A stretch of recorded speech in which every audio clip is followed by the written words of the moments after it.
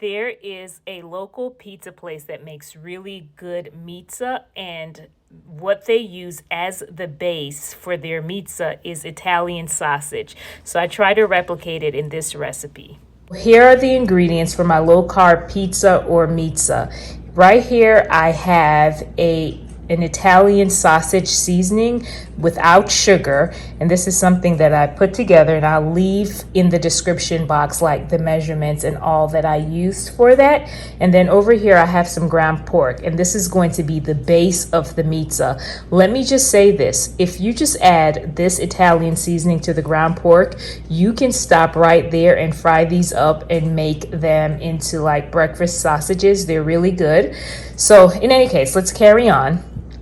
We have the Italian seasoning, we have the ground pork, and then right back here, we have the mozzarella cheese. And then you'll see this in a lot of my videos. I purchased this from Costco. It's a low carb marinara sauce. I use it in the low carb spaghetti. I use it in low carb lasagna, and I also use it as like a pizza sauce. So that is it. Let's jump into how to make it. So I just start off by adding the meat and the seasonings together and just combining the both of them really well. Then I'm just putting the meat on the pan and I'm just going to press it out. We like it a little bit thinner. So, if you like your pizza to be a little bit thicker, then of course you don't have to press it as much as I am.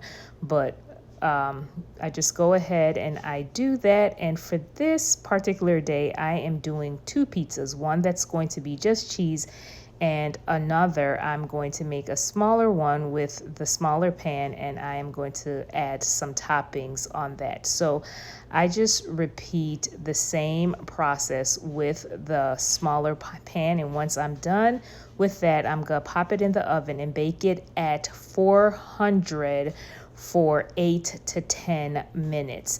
Now, after I am done, this is what it looks like. And as you can see, there's a little bit of a crack in the meat, and it happens sometimes. It's not going to be perfect. That was a little bit too thin. So after it's cooked, I just drain off the fat and off of both pizzas.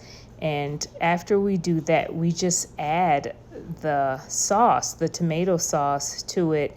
And we just, spread that around until we are all done.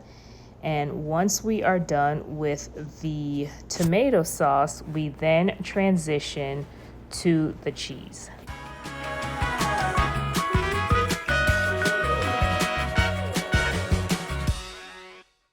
After I'm done adding the cheese, I'm just going to add to the smaller pizza some bell peppers and onions, and I'm also going to add some olives.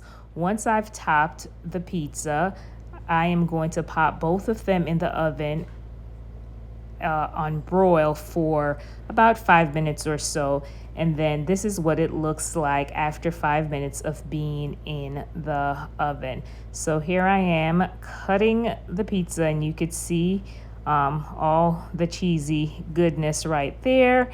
And here we have a happy taste tester, and it got his approval. So anyway, that is it. Just want to share with you this easy meat-based pizza, and you can get as creative as you would like in terms of the toppings. All right, you be blessed.